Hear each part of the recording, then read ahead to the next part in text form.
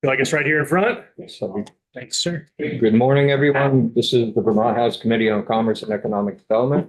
And Wednesday, February 5th, 2025 at 10:07 in the morning. So we're back from our hearing, a joint hearing that we had in room 10. We're back in our own committee room. And so we're here to hear from the Vermont Lodging Association. Good morning. Thank you for joining us this morning. We appreciate you coming in.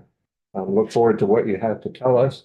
I think before we have you start, I'll just ask the committee to introduce themselves to you so you know, put a face with the name and know the areas of the state that are represented on this committee. Thank you. I'm glad to start off. My name is Jonathan Cooper. I live in Powell in the southwestern corner of the state, representing Bennington 1, including the towns of Stanford, Reedsboro, Searsburg, and Milford. Herb Olson, representing Bristol, Lincoln Mountain, Scarsboro, North and Addison County. I'm Abby Duke. I represent part of Berlin. Hi, Edie Granning, representing Jericho and Underhill and the vice chair of the committee. No, go ahead. Hi, I'm Emily Harris Duncan, representing Wilmington, Lincoln, and Halifax. And I'm Mike Marcotte. I'm from Coventry. I represent Coventry, Irisburg, Newport Town, Troy, Jay, Westfield, Lowell, and Eden. And I'm chair of the committee. I'm Kirk White, Bethel. I represent Bethel, Rochester, Stockbridge, and Hancock, and I'm ranking member. Monique Priestley, Bradford, Fairleigh, Westfield. Michael Luton, Berry City. Tony Nicholas, most of Milton and a little bit of Georgia. Dave Bosch, I live in Clarendon, represent Wallingford, Clarendon, West Rutland, and the bulk of Rutland County. All right, thank you. And Anna Grace. We got to meet Anna when you first came in. Anna's the key. Exactly. Thank you very much, Representative Marcotte. We've got Joe Tangway right here from the Capitol Plaza, right across the street. My name is Brian Maggiato. My wife and I are the owner-operators of the Inn at Manchester in Manchester, Vermont. I'm Kim Donahue. I'm the chair of the Vermont Lodging Association, and my husband and I own the Inn at the Round Barn Farm in Waitsfield in the beautiful Mad River Valley. Amy Tedesco. I do know Amy Tedesco. Amy was, Oh, yes. she was my committee assistant a few years ago. Yes, that's right. She was.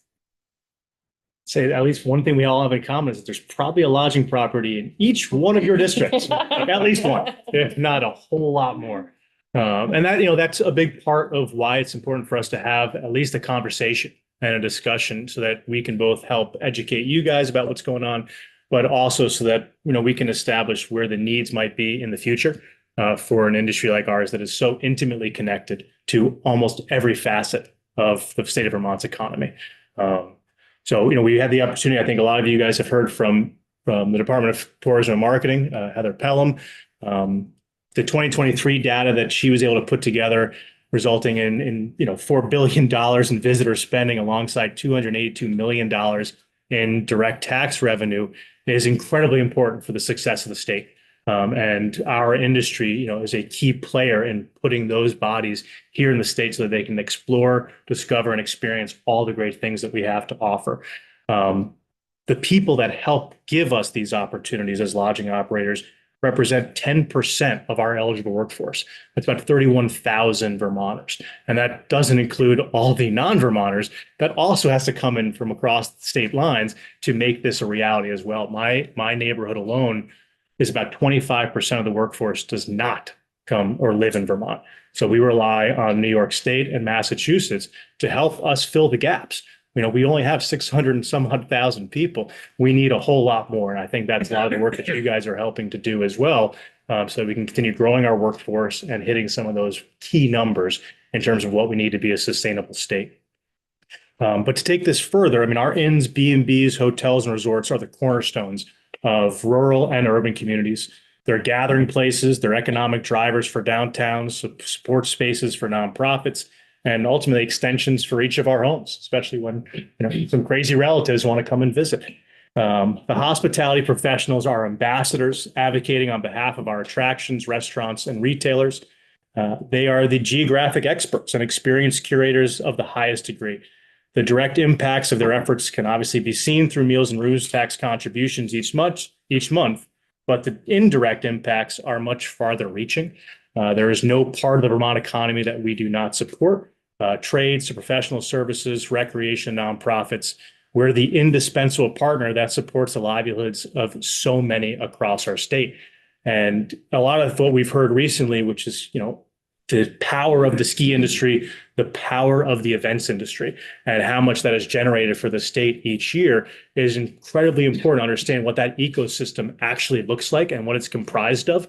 And Kim is one of our many experts on how that all comes together and how many professional sectors we touch just to execute what could be a small backyard event, but really does have a trickle-down impact across the entire state. Yes. So the Vermont wedding industry generates over $4 billion a year also in direct and indirect spending. So while if the lodging properties house all of those people, it's the venues and the wedding planners who are selling one event that is bringing 100 to 200, 250 guests into the state of Vermont. The bulk of the events that the Vermont Wedding Professionals Association puts on are destination weddings. So we are bringing all of those visitors in one sale. So it's an easier lift in some ways, and in some ways it's a heavier lift. But we work with caterers, we work with photographers, we work with all sorts of solopreneurs, and their sole source of income is generated around these events in the state of Vermont. The resultant rooms and meals tax for a single event is significant. It's not one at a time, it's not one room at a time, but it's 200 rooms at a time. So our weddings generate a tremendous amount of revenue for the state of Vermont and a tremendous amount of traffic into the state of Vermont for us. Conventions similarly work similarly, and it's one sale to one person that brings in perhaps thousands of visitors to the state of Vermont and their resultant spending dollars.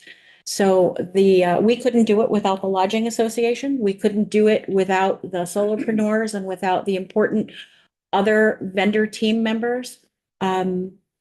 We couldn't do it without the gas stations, the general stores, the restaurants in our town. We couldn't do it without the recreation hubs that we have in the state of Vermont. So again, just like the lodging industry, the events industry, the convention industry really touches every industry in the state of Vermont, not just the most obvious. And so with all of this investing to a degree in the economic driver for the state, I'm not trying to say that we're the sole responsible or carry the sole weight of this. And I know there's no direct ask from the administration or its Department of Tourism and Marketing this year, but we have to plan for the future. And we have to continue investing to continue to earn on behalf of the state.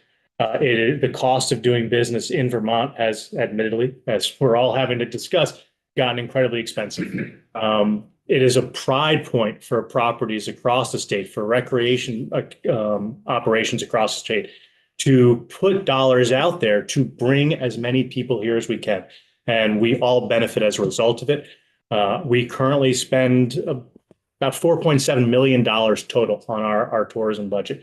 We had an amazing opportunity, thanks to the ARPA funds, to put some data together that will only help give these types of committees resources and tools to make very qualified decisions down the road on how we can direct funding to better improve and grow our economic base when it comes to the tourism industry. I mean, 15.8 million people are coming to the state of Vermont now every year, and that's something to celebrate. We jumped up by almost 2 million people over a 3 to 4 year period, and that's a wonderful thing, and we should all benefit as a result of that. But when we look at states like Maine, Massachusetts, and New Hampshire, we're in some cases half, or some cases more like a sixth, compared to the budgets that they have to put marketing dollars downstate or into the international markets to bring people in to discover this amazing gift that we have to share. So I would just, really just continue to implore this committee and others to think about how we take advantage of the dollars that we have and how we can better utilize and grow upon this base that we've all helped build together.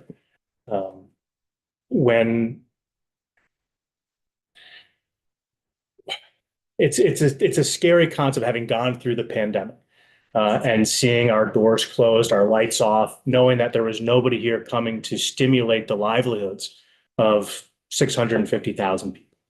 And the volatility that our industry is subject to, whether it's climate change or a bug or anything else in between, just shows how fickle this all can be and the impact it has on things like the general fund, or in some cases, and ultimately the property tax issue that we're all having with the education fund.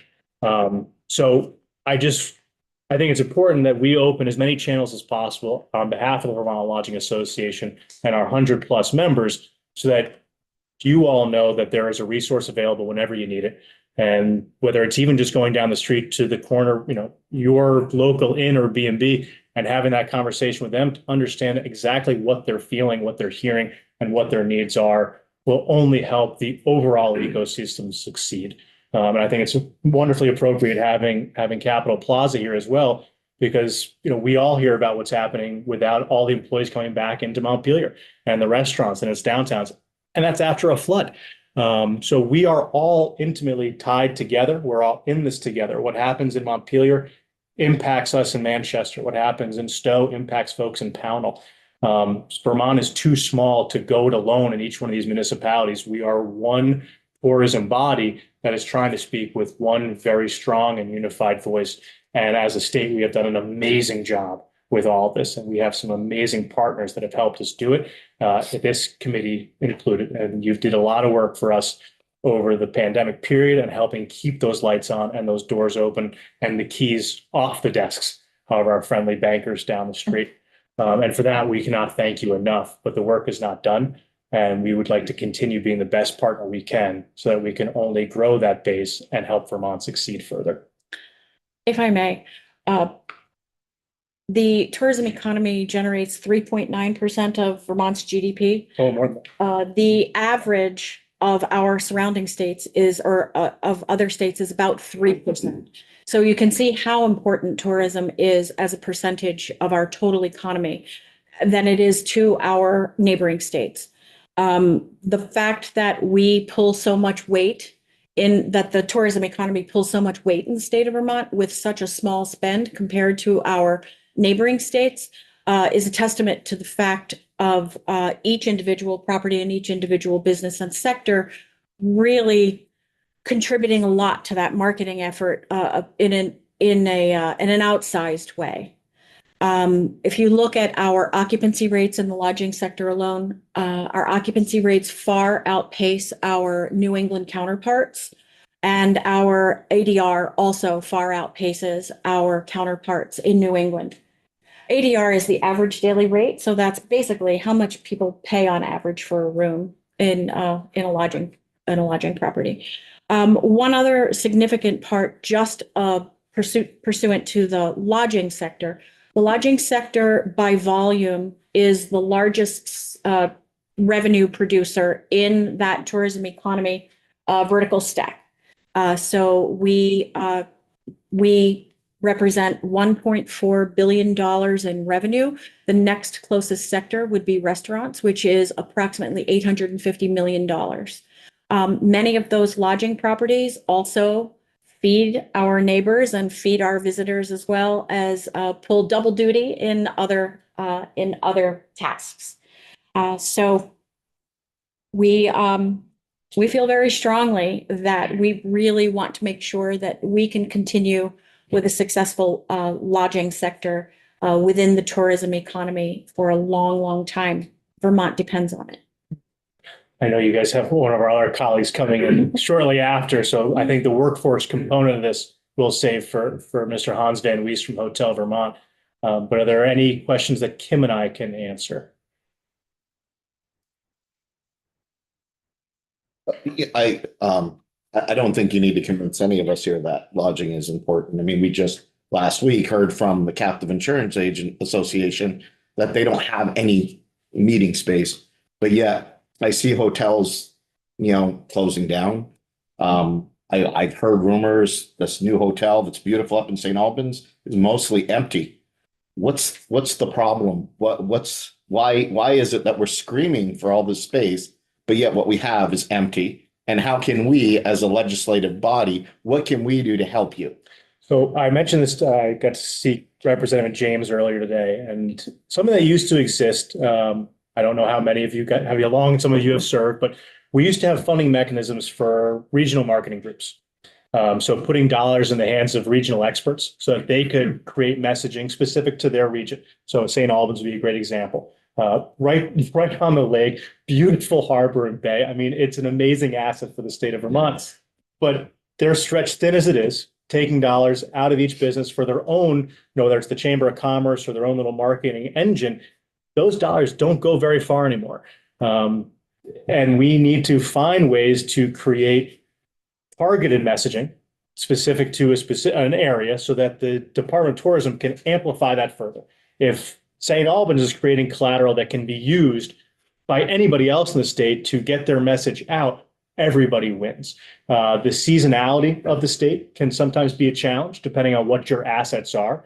If we're not having things like pond hockey tournaments anymore because it's too darn warm outside, it's going to be a challenge if you're right there on the lake in the dead of winter. If we're not out ice fishing as often as we once were, or the derbies aren't taking place, there are going to be fewer people passing through your doors. So we've all had to diversify what our edge is or what the driving force is for why people are coming to us. But at some point, there's only so much that you can sustainably do without having, your own financial issues as well. I would argue that we're probably underserved by rooms as a overall state for periods out of the year, but that yes, they will sit empty while we kind of stretch ourselves through the winter. So in the winter you survive, in the summer you thrive. And the reason why some of those doors are closing is not necessarily for lack of business. It's for being underwater. It's for being underwater in the ever increasing cost of doing business. And that it plays in with that seasonality as well, where if you can't sustain yourself you can't build that bridge to get to the busy season and you can't pay your mortgage, you can only defer your mortgage for so long. So in polling our members, we've heard property tax increases on average about 50%. Most of us, especially the concentrations, are in high density marketplaces, whether it's Manchester, Stowe, Woodstock, Burlington, and those generally did their appraisals a little bit earlier than other parts of the state. So those increases were impacted year over year and became quite large very quickly. Utility costs have gone up by about 20%, and payroll increases are around 25 to 30%. Now, some of those things are actually worth celebrating, especially payroll is putting more money in the pockets of Vermonters, but other fixed costs are becoming unsustainable. Similarly, commercial loans are usually on a 5-year fixed variable, and a lot of us refinanced during the pandemic when the opportunity was there, but 5 years are right around the corner. So we are going to continue having those tough conversations with both small and large operators around the state, trying to do everything we can as an organization to put as many resources in front of them as possible so they can find the experts to help. But I don't think any of it should surprise you. It's the unfortunate reality of seeing a boom and now seeing a new return to the normal that we're going to have to exist with for a period. Yeah, I'm gonna ask you an uncomfortable question. Okay. How has the hotel program impacted your industry? The hotel for people unhoused.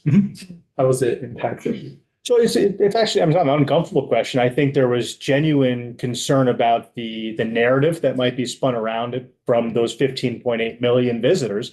If they saw or heard that we were using a voucher program to, basically take our unhoused and put them into some of these marketplaces. But I wouldn't argue that it's had an adverse impact. I'd say it has led to the dilution of what you might consider meals and rooms tax generators, because we've now seen motel properties almost completely converted to housing or being purchased by larger entities so that they can have workforce housing of their own, which will otherwise dilute the contribution that we see on meals and rooms tax ultimately if we continue to take inventory out of play. But in some cases that may have been for the better. In other cases, it may have a long lasting impact depending on where the property is.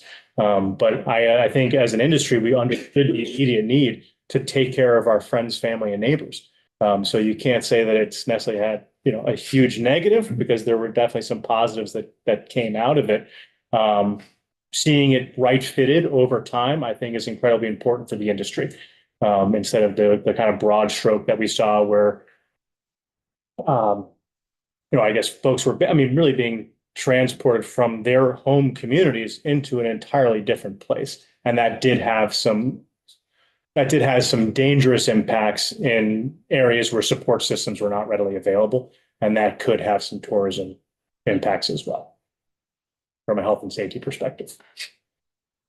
Bringing up the rooms and meals tax, be thinking about local option taxes, and maybe some few dozen of them, I believe, municipalities have local option taxes around rooms. What are your relationships, or what is your organization's relationships like with municipalities that do have those option taxes that your presence is therefore helping contribute to? It's like a golden goose. And so I'd like to hear more about this. Yeah, so I coming from Manchester, we've had the local options tax, I think, since its inception. And that's an incredibly wonderful asset. Does it flow back to your industry in some ways? Yes, but it depends on how the municipality chooses to use it. When it was first rolled out in Manchester, the idea was that this would help subsidize the tax base so that we could still have the same municipal services at a lower rate on our property taxes. That has evolved over 30 years to become an asset for marketing. So in a place like Manchester, we have the Manchester Business Association. They can request an appropriation that would come out of that options tax fund each year, provided we are all doing our jobs, restaurants, lodging, and retail, to continue to flow the money in. It's a 70-30 split between administrative fees for the state, I believe, and then 70% back to the municipality. I would not argue that it's a great fit for every municipality. You have to be a front-facing marketplace. And otherwise, you're basically just taking from your neighbor when you could just take it out of property taxes in the end. But for a lot of communities, it could and should be a continued growing base and opportunity. And if possible, to grow the percentage that goes back to the municipality will only help with ideas of that regional marketing group having a stronger voice and better resources to do their jobs. But I can't control what municipalities do with their money. Working way. Yeah. I mean, when Bennington has had those conversations over the years, I've tried to sit with the select board and help them understand the benefits, and ultimately there can be curses. Can you talk a little bit more to the short-term rental market, how it's impacting your business? I mean, I don't like the word impacting when it comes to it.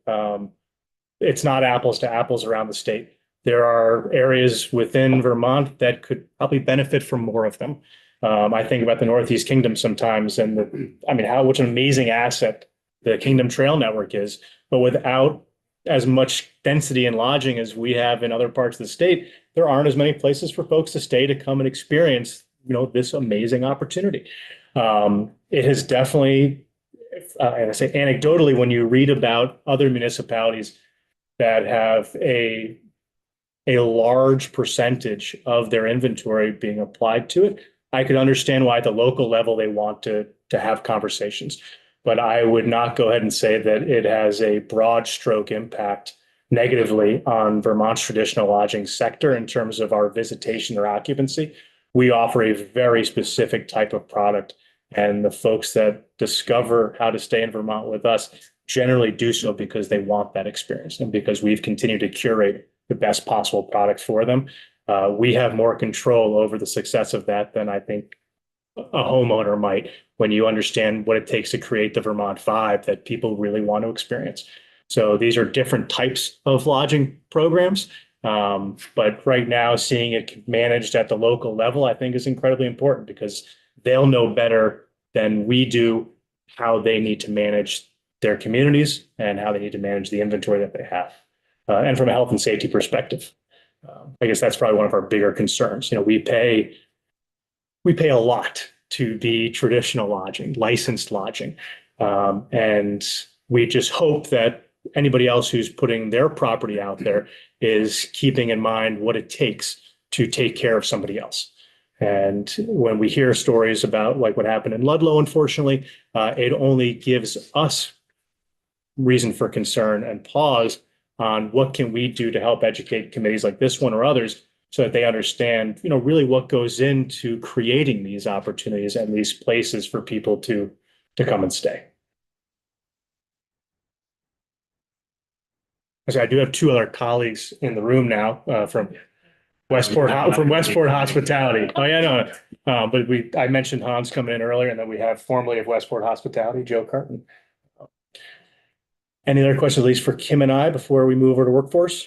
I think, Tony touched on our captive industry is. The biggest event in the state. Yeah. They're having a hard time finding enough places.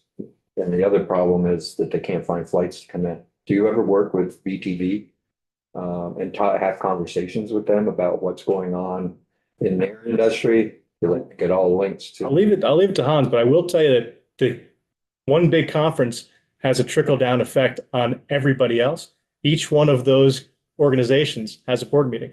That board meeting has to take place in the state. They leave Burlington to do it. It's the ecosystem. It's all tied together. I mean, almost every property I know has had an opportunity to be, impacted by VCIA, whether it's 15 people coming for a night or 25 coming for a full-on retreat to go to the Land Rover driving school, to restaurants, to everything. So it's important. It's a big one.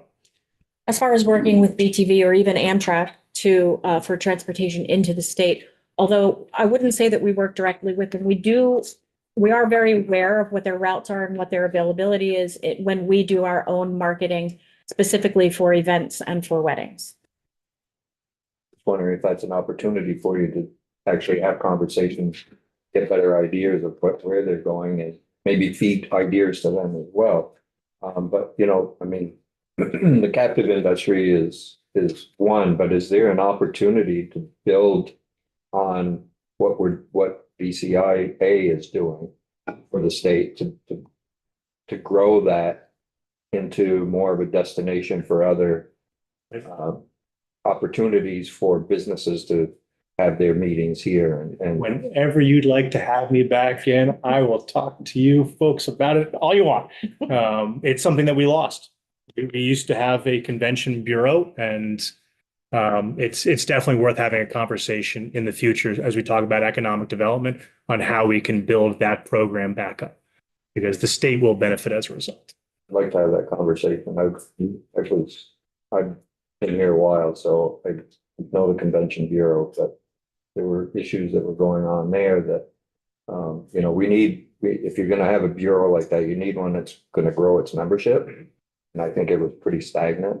So yeah, I think it'd be great to have those conversations again. Happy to do so. All right. Thank you. Thank you. Thank you. Yeah.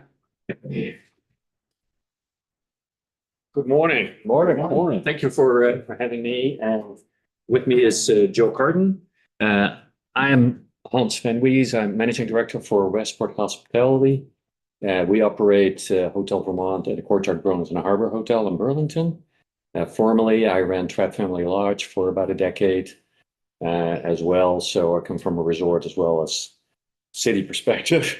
And Joe Carton is the recently retired COO of Westport Hospitality and very actively involved in the workforce development initiatives we're working on. So we're here together today, and Brian and Kim need to leave. And they're not running out on you, but they have another meeting to go to. I did bring some slides. I don't know if that's a possibility to send over yesterday. Yeah. So what I wanted to talk about is just first of all, a little historic perspective that I presented at Tourism Day to a larger group of legislators, and then really good news for where we are today. Now, because we have some good news, we're making progress on initiatives that we've been pursuing for over 3 years. Joe and I worked very closely on that ever since the founding of the Vermont Lodging Association during the pandemic.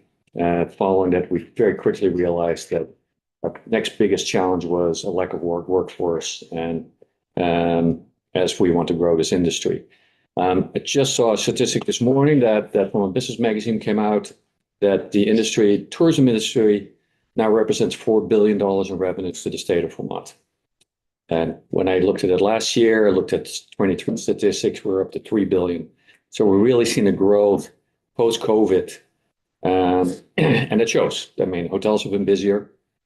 I should say that as you probably all experienced yourself as well, we had this post-COVID boom where we were all very excited to travel again, and nothing was good enough. We spent all the money on it, and collectively in the nation, we burned through 2 trillion of savings in a short time, and our industry in general was one of the recipients of that nationwide, worldwide, really. I don't know any friend that hasn't been to Italy or Greece in the last 2 years. It seems crazy. So, thank you. Yeah. So, what I sent over was just sort of a presentation from last year, and it really talked about the size of our industry and what we represent. The leisure and hospitality industry represents 11.5% of the workforce here in Vermont. It's actually second largest employer after the state of Vermont itself. So there's a lot of folks involved in working in our industry, as many as 35,500. One of the challenges we have is that we need future leaders in our industry. You saw Brian Majado just now, who is one of our future leaders. He's a young professional. As is Kim Donahue, Joe and I are aging out. We need to really think about that next generation of leaders. And if we look at it then, what Vermont is doing on the educational field is we've struggled. The hospitality major at Vermont State Colleges, or Johnson State College at the time, closed down. That was a program that was run through some special funding. New England Culinary Institute closed down. We all missed that very much. It's very hard to find trained chefs. And Champlain College Hospitality Program closed as well. So that does not leave much for education in Vermont in the hospitality field. We also have what I call the high school cliff. That 70% of high school graduates follow continued education, 30% does not. And where does that 30% end up? And I've always felt we should offer, for those folks, we should offer a gap year, think of what you want to do and have them experience different industries, and which is, we also hope, is definitely in the tourism and specifically the hospitality sector. We have career changers. We see that folks are looking to change their career, particularly post-COVID, figured out that they wanted to make change in life. And then we have career advancement. These are people already working in our industry, for example, and that would like to grow and both in their abilities, the skill set, their positions, and also, in their income. I mean, they want to grow professionally. It's been a real issue with perceptions around hospitality jobs, specifically the hotel industry, and often considered a difficult profession to access. Like, how do you go start working in a hotel? We can think easily of I know probably half the table, if not more, has had a history in hospitality, and we know someone who knows a lot about that. But where you may have worked in a cafe at a restaurant, or maybe in a cafeteria at the university or wherever. Many of us have a background, but a hotel is like, how do you actually start working in a hotel? And that often goes unnoticed and underappreciated. I'm a big proponent that hospitality is a profession. I'm a product of that. I studied hospitality management. I've always worked in this industry my entire life, as has Joe. And we've done everything we can to really consider this a profession. Out of this grew what we felt was an educational opportunity. And we are delighted that we have, through the VLA, the Vermont Lodging Association, the Vermont Chamber, and with the Vermont Department of Tourism and Marketing, and that we've come to an agreement to develop a professional certificate program through UVM PACE program, the Advanced Education Program. And this is a full certified course that actually gives credits as well to students. So, and that was the state as of last year. So where are we today? We are now actually at a stage where enrollment has started. UVM is handling the majority of this now. This is really in their field as far as the logistics. And that's thanks to a grant that we received, a $250,000 grant. That was all part of ARPA money that was allocated partly to tourism development. And we're very fortunate that a portion of that was allocated to this workforce development program. So that has allowed us to work with UVM, develop the curriculum, start recruiting instructors, start working, and Joe can talk about it in a moment, on what is called a capstone internship opportunities, and start enrollment. And so if we look at what the program is like, it's there's 3 core courses. There's an introduction to sustainable operations, introduction to marketing and sales, and introduction to hospitality, accounting, and finance. Sort of the basis of like, hey, how do you run a lodging business? It can be an inn, a hotel, a resort.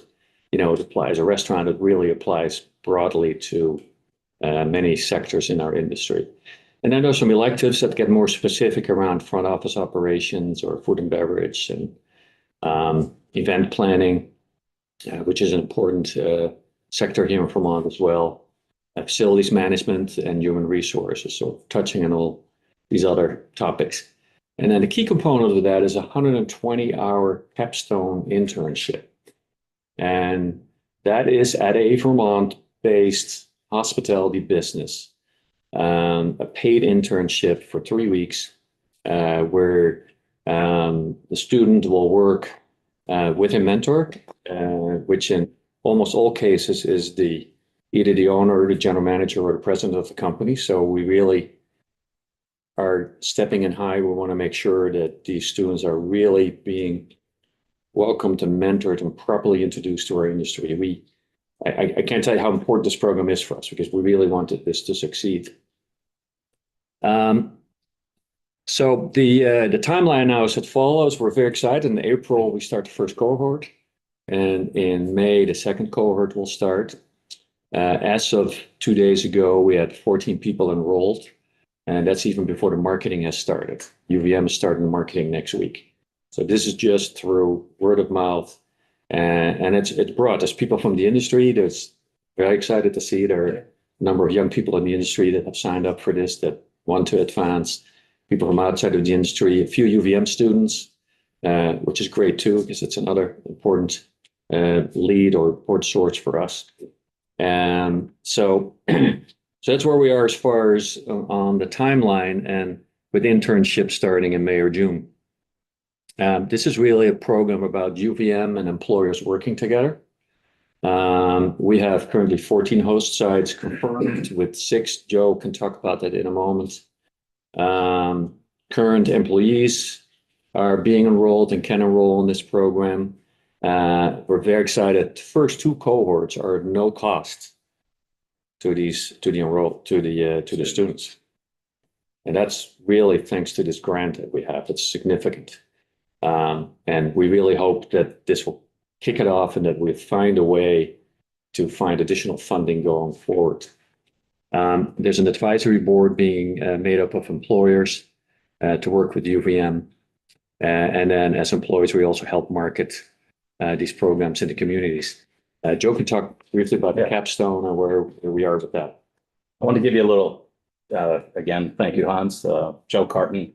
I am retired as of June, 42-year veteran of the hospitality industry in Vermont. And tell you a little bit about, I grew up in northern Maine, in a small town called Holton, Maine, the end of I-95. And there weren't a lot of hotels there. I went to the University of Maine at Presque Isle and in a recreation management program, and did my internship at Smuggler's Notch in 1981, and ended up in Vermont in 1982, and have stayed ever since. So it's my whole hospitality career has been in Vermont, it's 8 years in the ski business, and then moved to Burlington, ran the Radisson Hotel, and then the Marriott Courtyard, opened that, and the Hotel Vermont, and actually the Marriott Town Place Suites, which we sold to like Monty and Champlain Housing for interim housing. So I have been very interested in a program that develops local people and gives them opportunities to find out how to work within our industry. And in doing the research, we looked at Cornell University, their certificate program, looked at NYU, which has a large hospitality program and certificate program, Johnson and Wales. None of them have a internship component requirement. And we thought we had to find a differentiator for Vermont. I think Vermont has a strong, strong hospitality brand. And when people think of that, or students, we could reinforce it with this internship. It's not a hard lift, it's 3 weeks, but it exposes them to, the Strat Family Lodge, the Top Notch, to Hotel Vermont, places that are really top of the class in the country. And so we, as a commitment to those 14 properties, and I haven't put it all throughout the state. If we need more, we'll get more, but we only have space for 20, need for 20 at the moment, and then maybe 40 on the second cohort. And then when money goes away, we got to make sure that those 60 people that have complimentary gone through the program are saying that was well worth, for $3,000 or whatever the right number is. And I think that's probably the tuition as we get into a paid $3,000 to $4,000. They will have an opportunity to experience hospitality in Vermont through this program. That, if you signed up with Cornell, you couldn't do it this way, or NYU, which are all the major programs in the country, let alone perhaps the world. So the 120-hour capstone is really important. And that's in retirement, that's what I'm going to do, is coordinate that to make sure those experiences are top notch and they're talking to the right people, that the president or the general manager of the company or the owner is giving that 3 weeks direction and, pouring into that student what it could be like to have this as a profession. So we're very excited about it. We were kind of astounded that because we kept knocking at the door a lot with Heather and BDTM and whoever would listen, and finally we struck hopefully gold with it. And we just feel that if we can do this right and have everyone understand that there's not any sleight of hand here, this is very open, transparent. We want people to come in and learn how to treat people through the Vermont hospitality way. And we think it's sellable. We've already got people from Newfoundland call, from other places that we hadn't really thought about how we're going to handle an international student, because it's a paid internship. So do they need a visa? I don't know. I'll figure that out. Or can they just, how does that work? But there is I think, an extreme demand to do this. And Hans and I are committed to doing it right, as well as UVM PACE. So, and even before we did this, UVM put out a program that did a feasibility study on their own, because they didn't want to get into something that we had thought it was a good idea. They did the feasibility study and they say, yeah, this is a market that we need to be involved in because there is a need. So we want to share that with you, and we think it's a big win.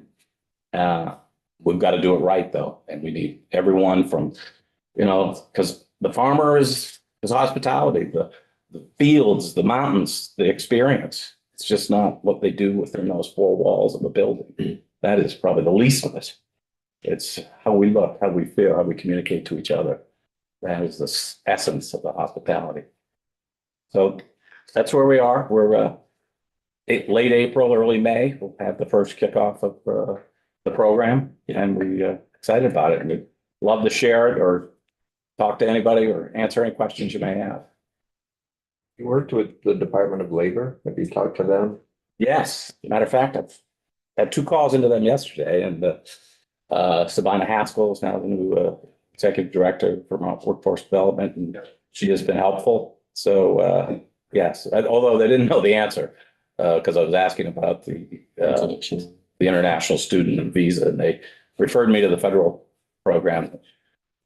We're looking forward to talking Tim Tierney at the Agency of Commerce in the Department of Economic Development is our international person for business. He may have an idea of where you can get that information, or he might be able to get it for you. Okay, that's cool.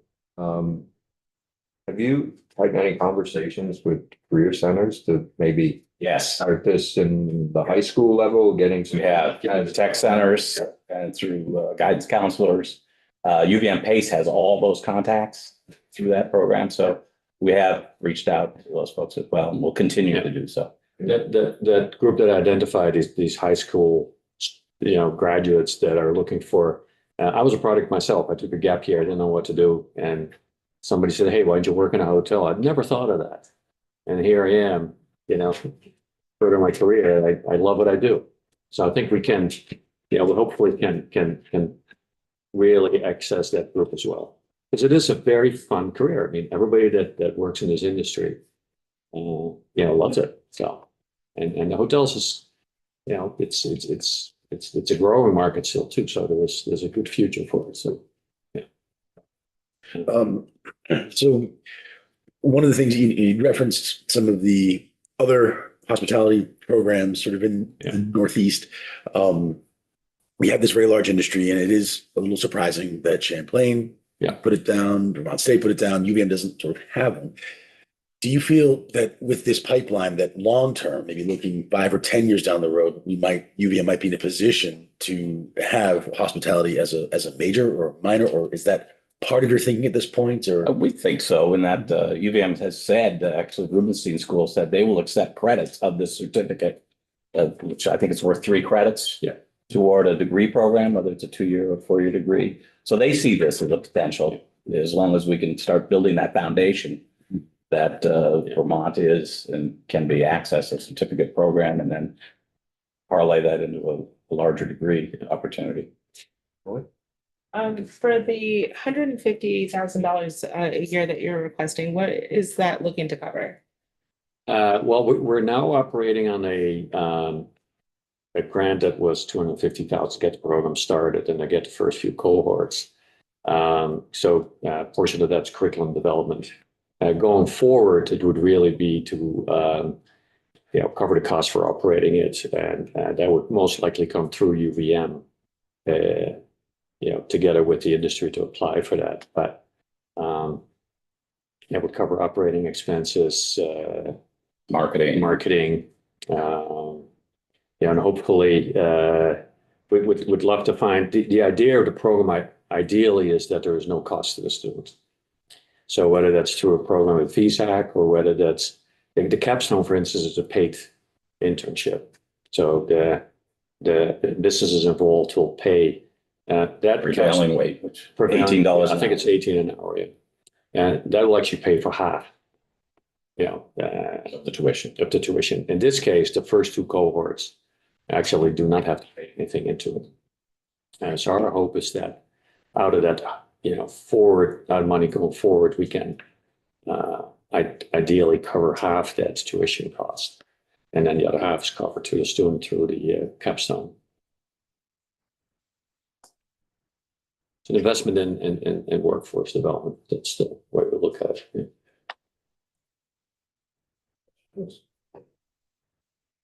I know you're probably over time or running out of time, but if you have more questions about the industry, Joe and I have been in this for years, and I heard questions around the topic of PCIA, for example, and that's a concern we share.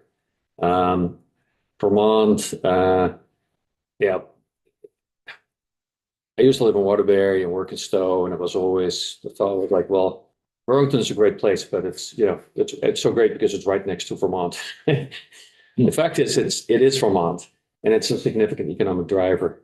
25% of the tourism revenues are generated just in Greater Burlington area, and it has an effect that sort of spreads over the state, as Brian Maggiato just pointed out as well, and we're concerned there's not enough convention space. And if you look at any comparable destination, take for instance Saratoga Springs, very successful. If you look in the September 22 to September 24, comparing 5 destinations in the Northeast, the 4 New England destinations, Portland, Maine, Portsmouth, Newport, and Burlington, Vermont, were down in business. Saratoga Spring was up. And that's just, just one indicator, but the presence of a convention center and yes, it would need to be based in Burlington because it's where the airport is or near Burlington. Critical mass of Critical mass of hotel rooms that you need. But PZIA has expressed a concern that it's a problem to host that meeting here. And with all these captive businesses based here in Vermont, it's something we don't want to put at risk.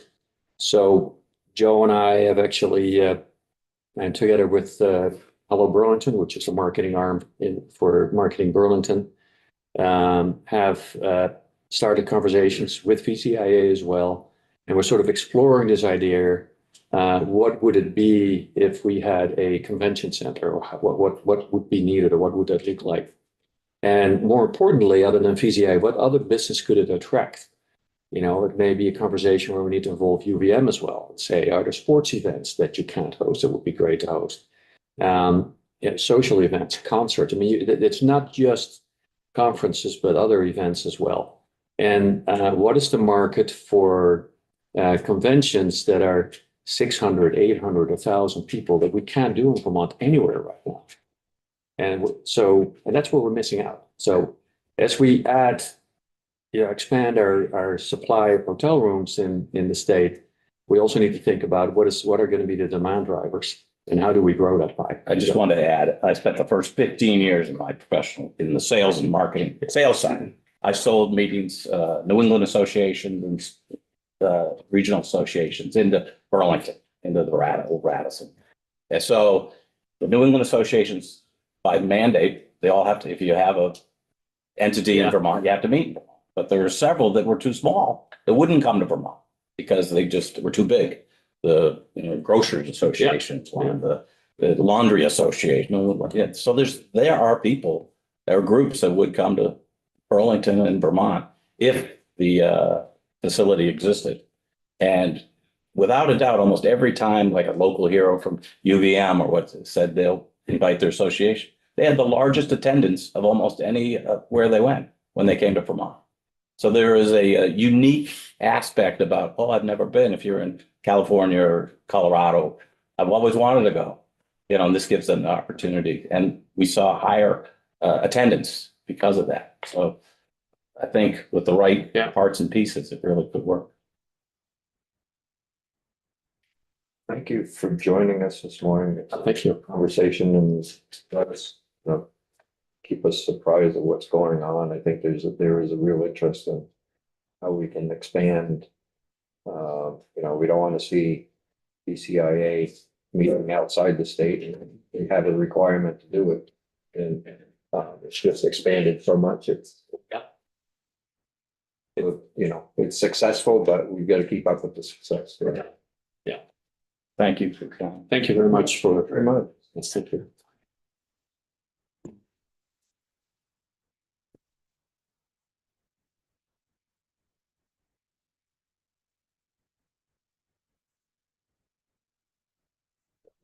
Yes, sir.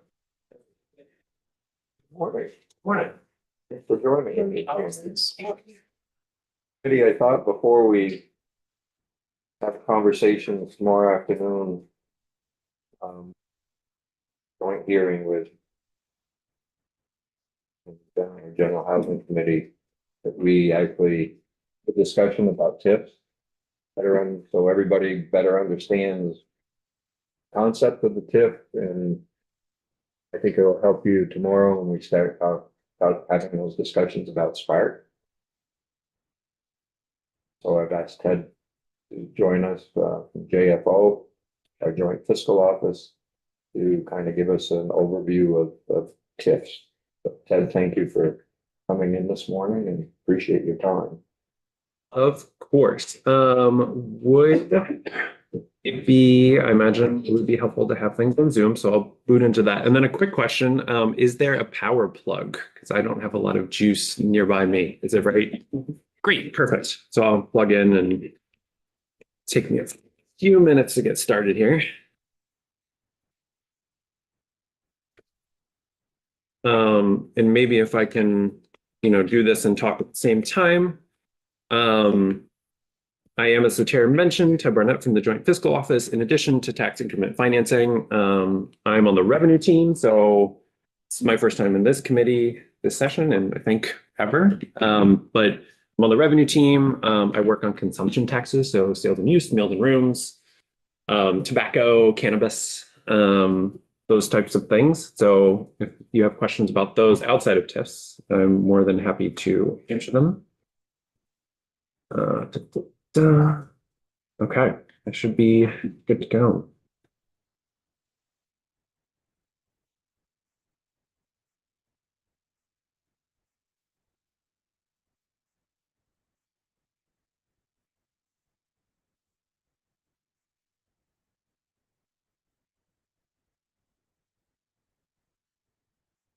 Okay, so yes, this is going to be an introduction to tax increment financing districts.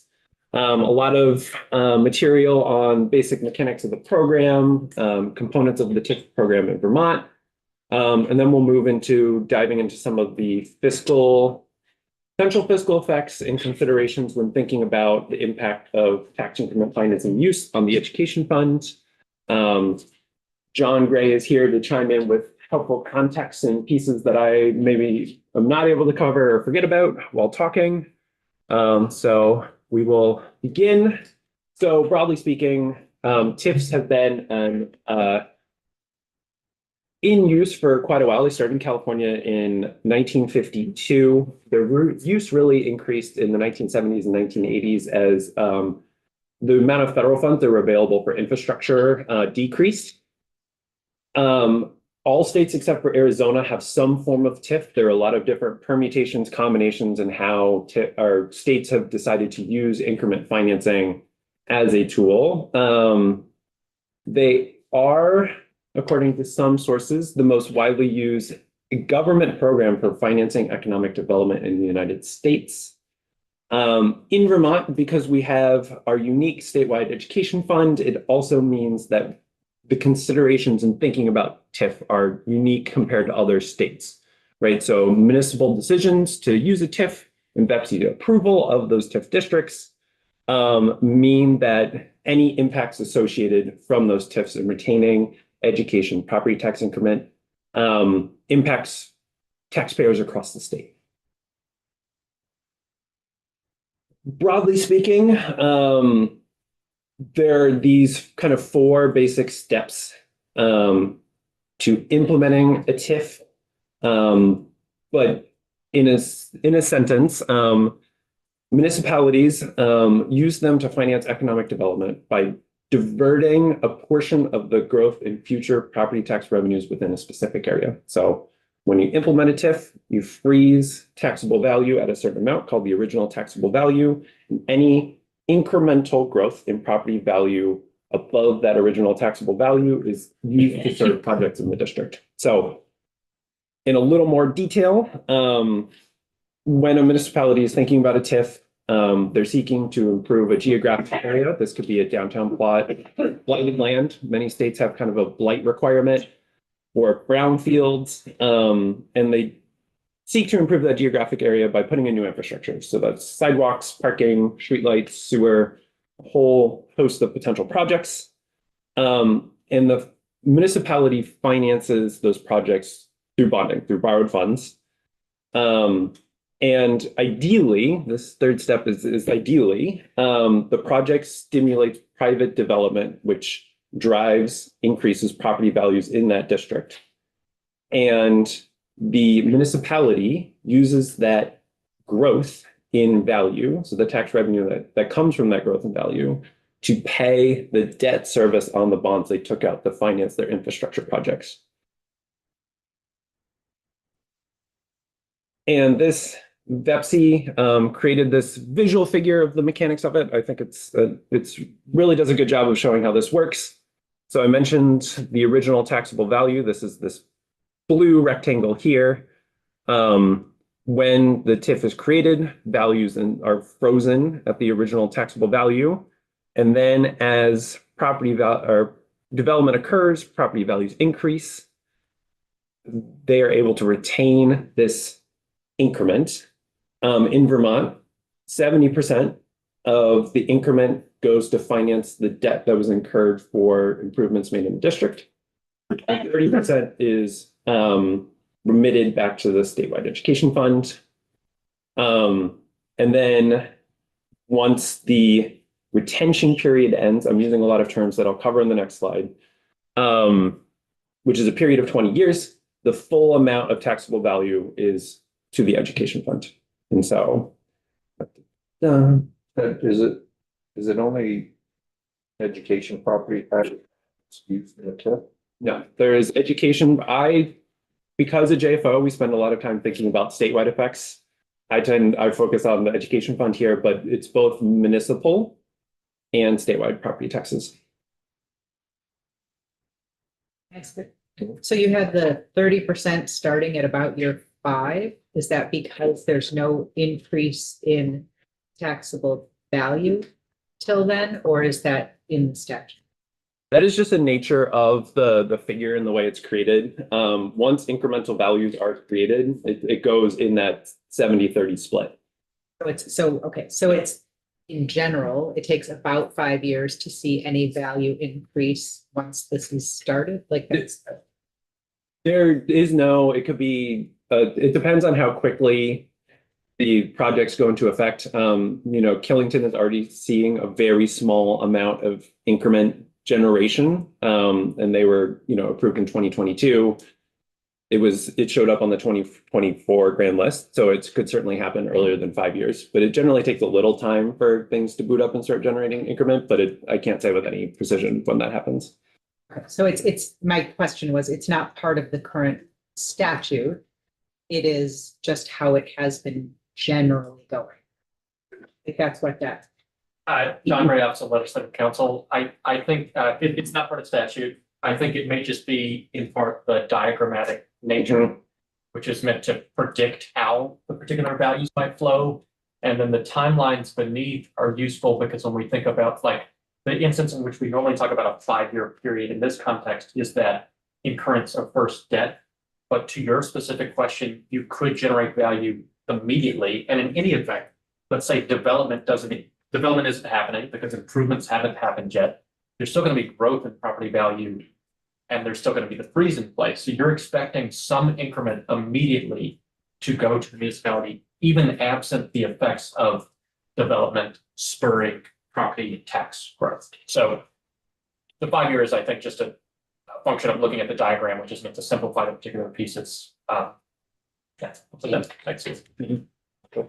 It might be beneficial just to give a timeline explanation of it, because you have to go through the BEPC to get approval, then you have to, if you find a project, then you have to go and get it approved by the municipality, the voters for the bond, and go through all that process. Might be for education wise for folks that haven't gone through the TIF in their community. Yes, and we'll go into more of the process pieces in later slides. Absolutely. This is more to give a general idea of how TIF, like the increment piece in a TIF district. And yeah, we'll go into more Vermont specifics in later slides. And I think like Ted was pointing out, the bottom pieces of this diagram are really good at, obviously they presuppose some knowledge. But if you come back to look at this after the process, the bottom piece is super helpful for thinking about those time periods that you have specified. If I could just, I'm sorry to interject. I'm Jessica Hartley, but I'm the executive director of VEPC on the line. And I'm also happy to provide specific examples because we do have towns that have used this process. So happy to provide examples from specific TIF districts to the committee. Thanks, Jeff. And to answer Representative Granning's question, it does take 5 years. Well, the districts have 5 years to incur their first debt.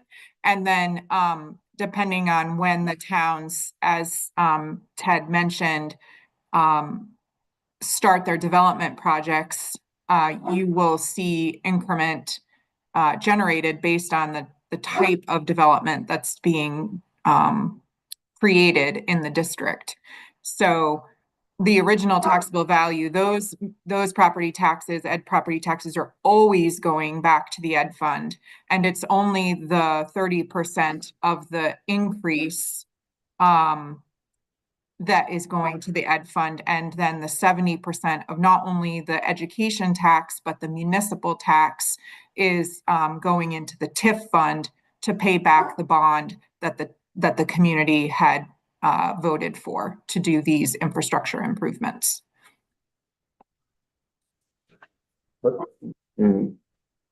What John had just brought up as well is that even before incurring debt, at the time you freeze that property values tend to rise depending on what's going on. And so what happens to those dollars after the value's been frozen? How are they looked at? And are they banked somewhere to help pay the bond down? Yes. So any increment that's generated after the original taxable value has been set, those amounts are calculated by PVR through the tax department. And then again, they would be, the 30% would go into the TIF fund, if you will, for the town to pay back the bond. But again, our data does not show that property tax values are growing at such a rate that you're going to see huge increases in property tax values until after the development has occurred. So just to back up a little bit, before a TIF district is created, the municipalities spend a lot of time doing market and feasibility studies, and also looking at whether they have development that's ready to go. Because if a project is not ready to go, you're wasting valuable time to generate increment to pay back that bond. So that's where VEPSI comes in. VEPSI looks at that. VEPSI reviews feasibility studies and market analysis prior to a TIF district being created. And we're actually doing this right now because Rutland has applied to be a new TIF district. So I can get you real-time studies about what we're doing right now with Rutland. And you can see the process play out over the next few months. Thank you. So yes, to rewind a bit and share some of the key terms that I will be talking about, so we all are on the same page. The taxable value, want to make a distinction between the taxable value, original taxable value. So taxable value is just the assessed value of project or property that is subject to state, municipal, other taxes. The original taxable value is the amount, the value of property that exists before the establishment of a TIF district. The increment is the difference between a property's current and original taxable value. And then the tax increment, the addition of tax is a very important piece here, is the difference between the property taxes due on the current taxable value and property taxes due on the original taxable value. Improvements, this is a specific definition that's in statute that I'll return to, but it means it's kind of contained. Related costs are the expenses incurred and paid by the municipality to finance and construct new infrastructure. This is exclusive of the actual cost of construction of infrastructure. And then the retention period is the period of time a municipality is entitled to capture a portion of the total tax increment to finance their infrastructure improvements.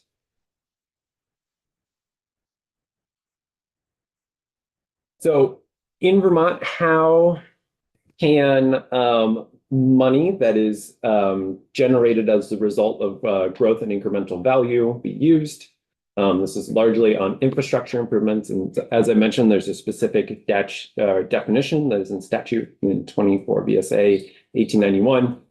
And the key piece here is infrastructure that will serve a public purpose. And will fulfill the purpose of the TIF districts themselves. So this includes utilities, transportation, public facilities, amenities. It can be land, property acquisition and demolition and site preparation. There's a piece also that allows improvements to help finance debt service early in a TIF district's creation. And a key piece here is also that in the current TIF statute, increment or incremental tax revenue cannot be used to subsidize private developer costs. Some states do allow that.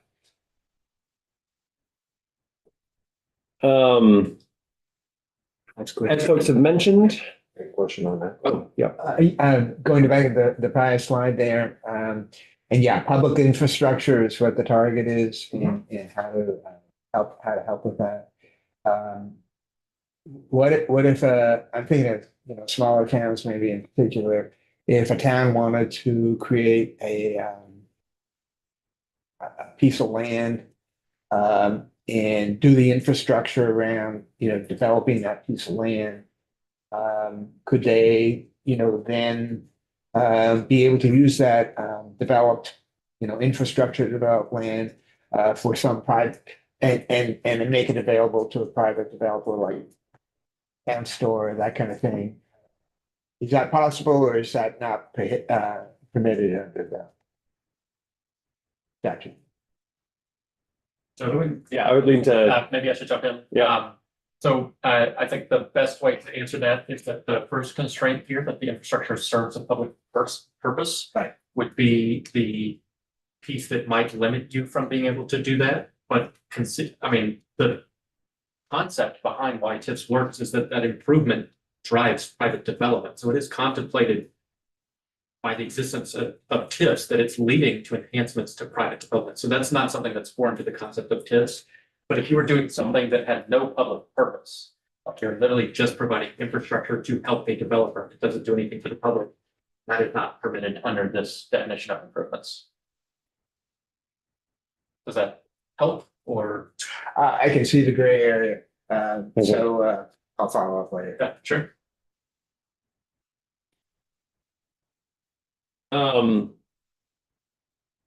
The next question is, how long can a town incur debt and retain increment? On the debt incursion side, it must occur 5 years as it must occur within 5 years after district creation or the district is dissolved. However, the municipality can ask and receive a 5-year extension if they have not incurred debt within the first 5 years. Once debt is incurred, districts have 10 years after the creation to incur their amount of debt. However, this is with the caveat that various legislative actions during COVID-19 extended incursion periods because districts were having trouble lining up development, maintaining project costs, just, to the piece of making sure that infrastructure projects are shovel ready. That was really hard to do during COVID. So the legislature extended incursion periods. I'm sorry, once debt is incurred, you have 10 years to incur? Yes. Oh, sorry. Once debt is incurred, they have 10 years after creation of the district to incur debt. So the clock starts. So if Killington, for example, I'm going to use them just for the sake of example, their district is created in 2022. They've already incurred their debt. So they have from 2022 to 2032 to incur debt. Additional debt. Okay. Yeah. I see. Yeah. Yeah. Thank you. Yeah. That's important. Okay. The retention period, so how long they're able to hold on to municipal and statewide education property taxes. That period is 20 years after they incur their first debt. Also, like extensions to incursion periods, there have been extensions to retention periods. Berry and Hartford received extensions in Act 72 of 2023. Berry's extension was 4 years. Hartford was for 2.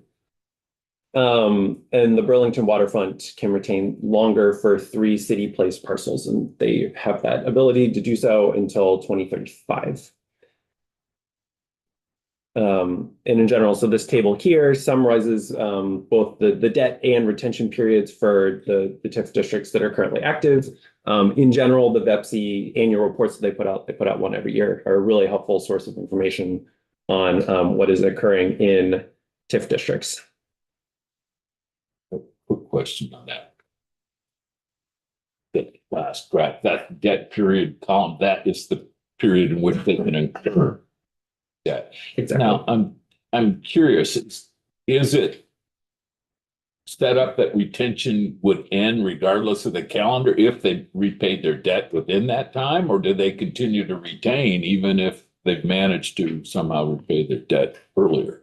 So John can correct me if I'm wrong, but the district is retired once all debt has also been retired. So they would no longer retain increment. Yeah.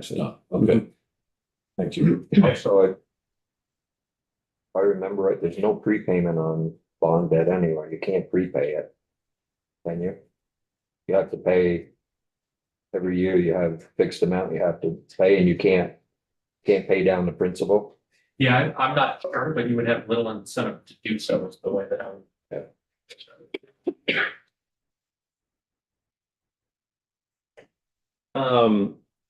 Under current statute, TIF districts can retain 85% of their municipal tax increment, and no more than 70% of their statewide education tax increment. However, so this piece is, these amounts are from Act 69 of 2017. Older districts that were created before 2017 are allowed to retain different amounts. Many of the districts that are active were created prior to 2017, so they retain 75% of their debt.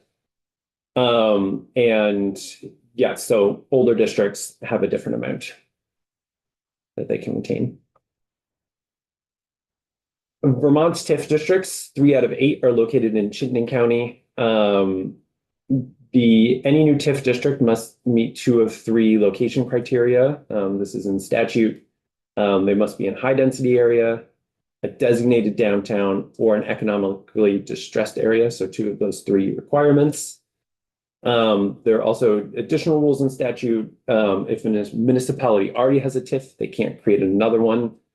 There are no more than 2 TIF districts per county, and only 6 districts beyond the ones already listed in 24 VSA 1892. There's a whole list, and it includes the currently active ones, can be established for most of the active ones. This map here, just wanted to note, it shows the location of both current and retired TIF districts. You know why they more than 2 per county? Where is that? What issue is that addressed? So I can't speak to past intent. My sense is there was concern that because TIF is largely an instrument that is available to larger municipalities, it's harder for smaller municipalities to do a TIF. The concern is that outside of the ones that are already created, you would have a lot of them occurring in Chittenden County or near to Chittenden County. There wouldn't be a lot of, they wanted to hopefully maintain more geographic equity in TIF district use around the state. Thank you. What do the numbers next to the symbols reflect on this map? So these are just showing the locations. There would be a key here, but I wasn't able to snip it out of the annual report. So it's not like the number of historic TIFs or anything like that, because I don't see an 11. So I'm just curious if there was some sequencing I'm missing. No, absolutely not. Good question.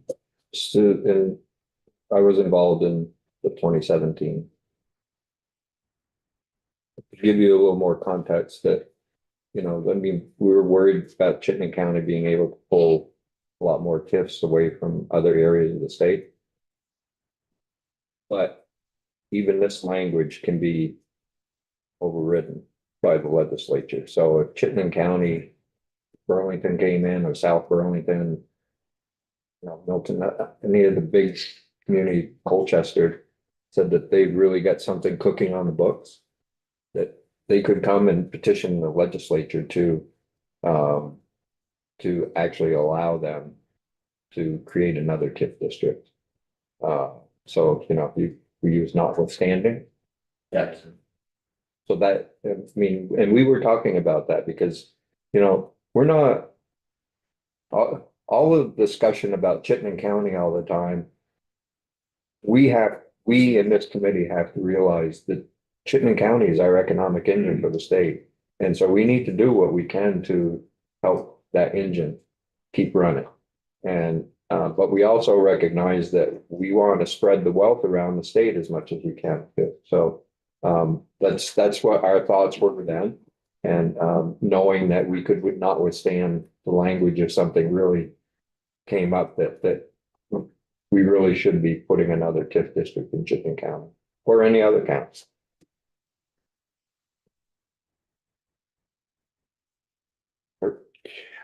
Do you have any sense of, I'm thinking of scale in terms of the administrative infrastructure needed by municipalities for a TIF? Seems like it would tend towards larger municipalities.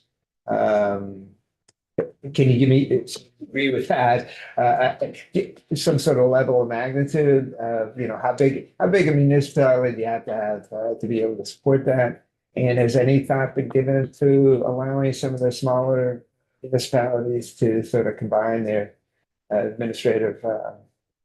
potential administrative infrastructure? That's it.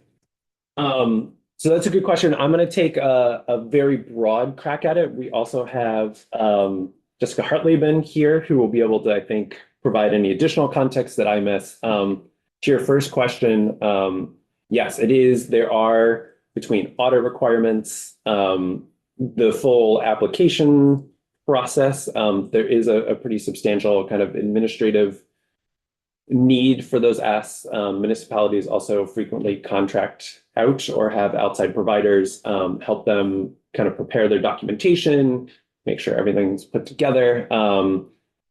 It's hard to know, right? Like if it's a certain, because you may have a smaller town that has the ability, they may have an administrator, the ability to take on more capacity. It's not necessarily like a population nexus. It's hard to tell on that front. I can say that all of the places that already have TIFs, I think outside of Killington, have a population above 5,000 people.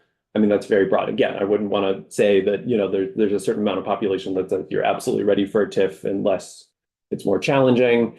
The idea of, for smaller municipalities, there have been many either mini TIFs, project-based TIFs, so TIFs that operate at a smaller scale that might be more administratively feasible for smaller municipalities to implement, has been an idea that's been presented before the legislature, has been talked about in the legislature for quite a long time. But yeah, that would be how I answer those two questions. Appreciate it. Yeah. My understanding of TIF, I'm from Milton, so I know I didn't really develop it, but I've experienced the benefits of TIF. Is a lot of pushback is because it takes from the education fund. One of the questions I have is, we have before us in this biennium, Governor Scott and the AOA has come up with a new education plan. Has anyone seen the impact of that on the TIF? In terms of, because now we're going to be funding education differently. How does that interact with this concern that there's that it's taking from education funding? That is a fantastic question. And one that, I think some policy certainty or education conversation would help understand what happens with existing TIF districts. Very broadly speaking, you're going to create with TIF districts the same amount of increment. And, there are certain policy conversations I've heard, maybe a statewide property tax rate, like those things would intersect with the TIF, depending on how you implement a new funding model. However, that said, it's far too early to really comment on what the piece is, but the basic mechanics of a TIF, that you have frozen value, a certain amount of incremental growth occurs 30% of that value goes to the education fund. It all depends on the pieces of how you raise and calculate that revenue would be different, but the mechanics of a TIF district would be the same.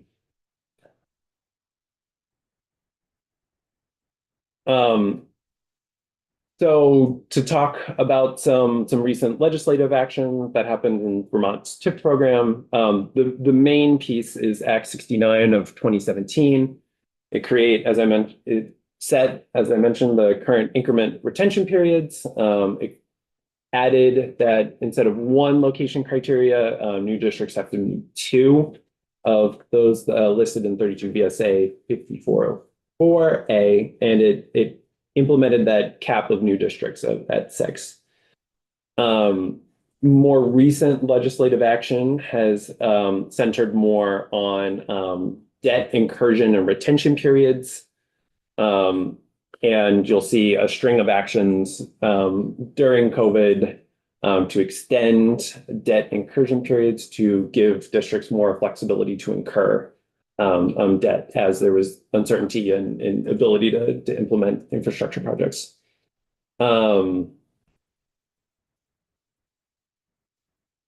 So from here, I'm going to transition because I'm at JFO to fiscal considerations. The main piece, and I think what happens when folks are thinking about the fiscal effects of TIF, and particularly the fiscal effects on the statewide education fund, is people will talk about the but-for requirement. And this is referring to a specific piece of statute that VEPC is to review each application to determine that the infrastructure's improvements proposed to serve the TIF and the proposed development would not have occurred as proposed, or would have occurred in a different and less desirable manner, but for utilization of TIF. So the piece here is that the TIF is needed to drive infrastructure improvements that will lead to development. When thinking about these fiscal impacts, there are two key questions. One of them is how much development would have occurred elsewhere in the state without use of TIF. And then the second one is what level of background growth would have occurred in the TIF district without any associated developments, right? So is the district, was it stagnant before creation of the TIF? In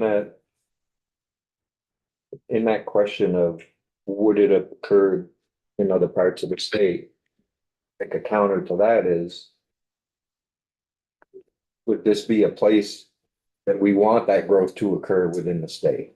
Exactly. I'm going to talk about the nexus between TIFs and the statewide development goals and a lot of the concerns or there's a lot around TIFs that encourage development to occur in our designated downtowns in compact urban areas and Or geographic areas of the state. Exactly. Yep. So yes, we're going to spend a lot of time thinking about counterfactuals, and this may start to feel a little esoteric.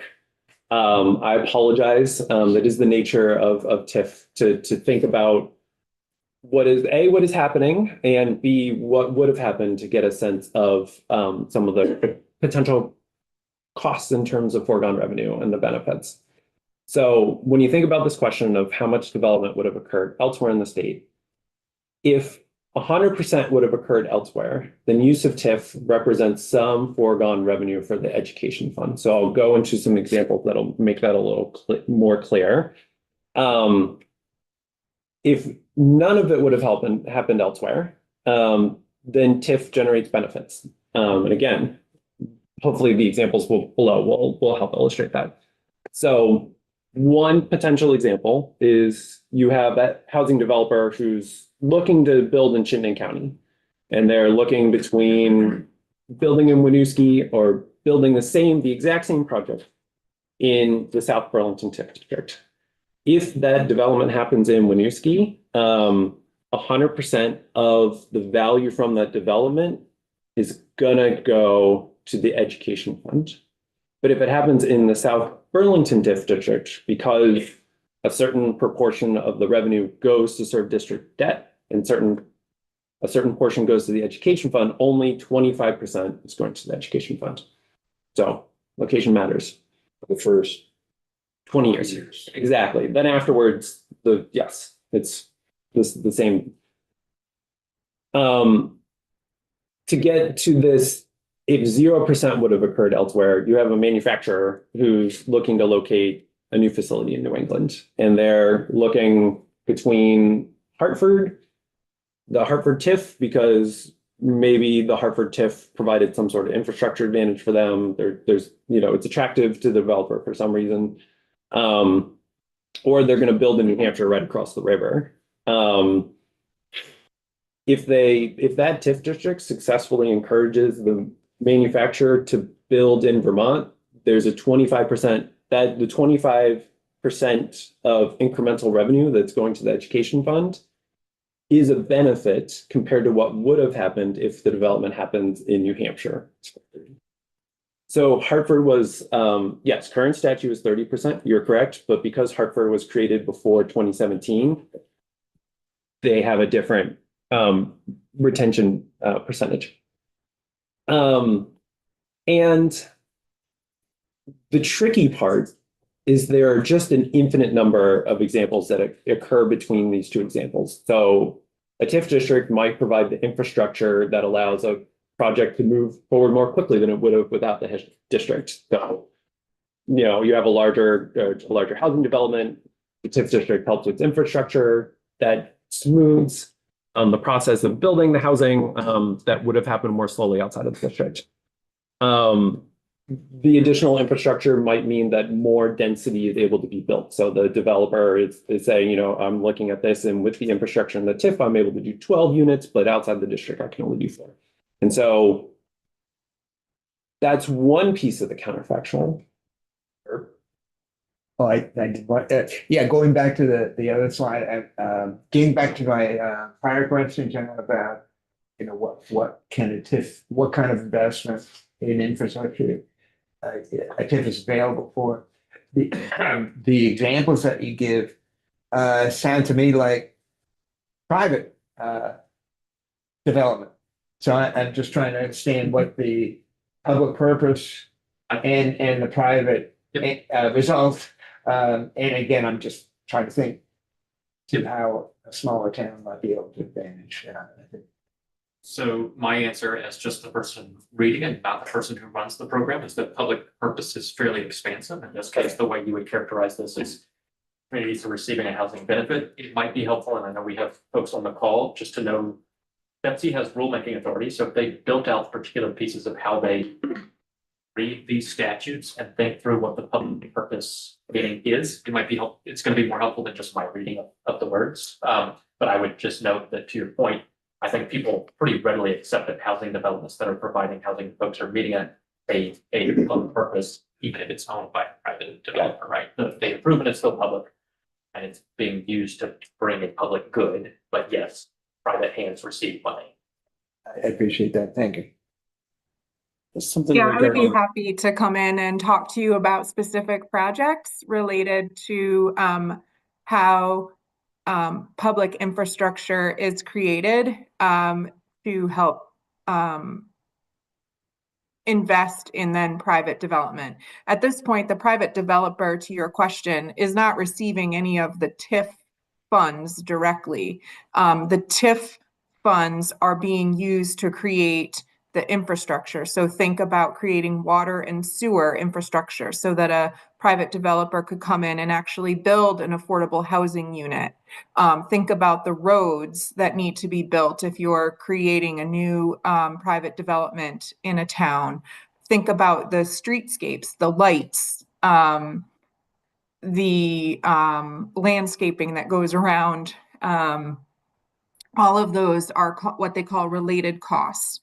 For example, in South Burlington, they're creating the new bike path and walk path that will go over Interstate 89 to generate additional pedestrian and bike use.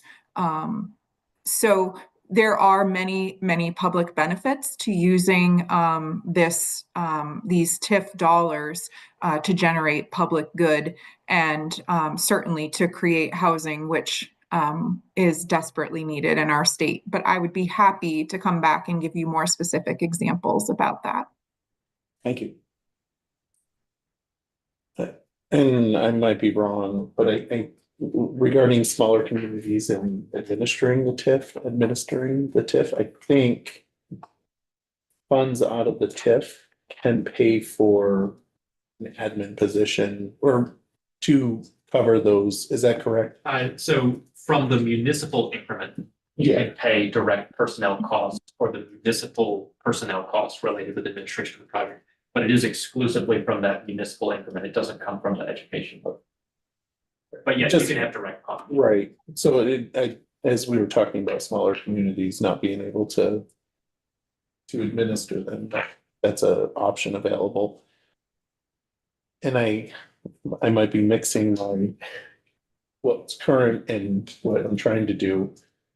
You can also purchase properties with the TIF funds. That's part of the definition of improvements is that land acquisition, demolition, site preparation. That's part of the definition there. That's permissible under existing TIFs.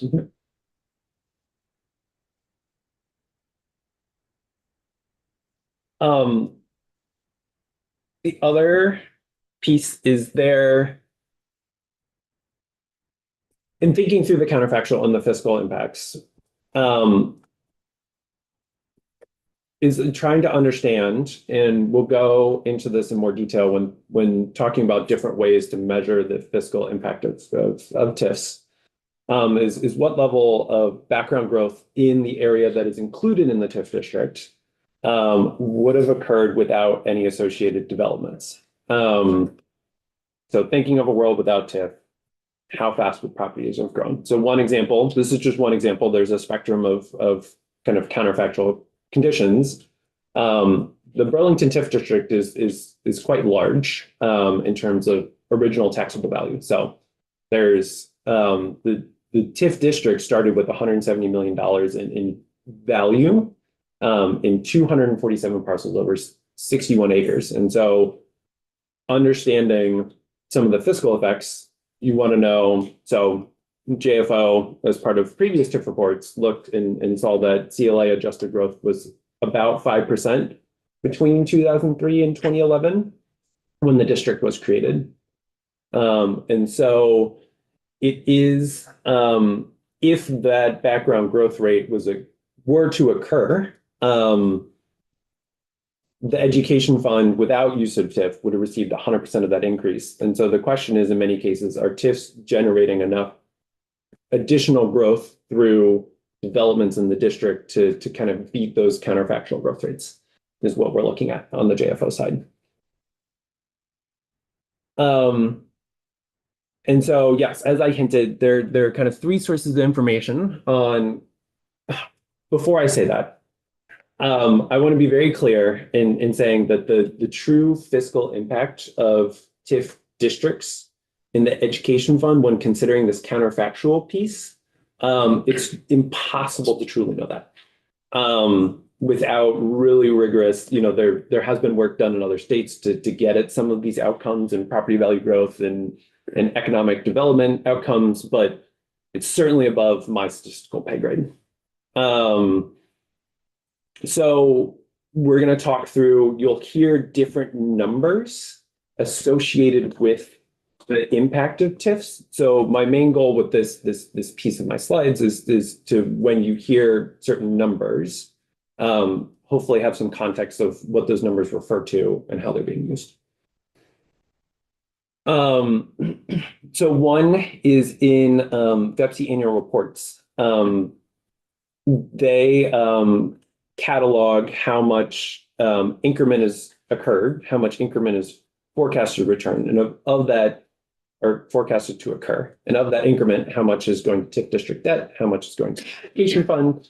So that's one piece of information. And in fiscal year 23, looking at the data, they show that from TIF districts overall, nearly $1.4 million in revenue and incremental revenue went to the education fund. So that's one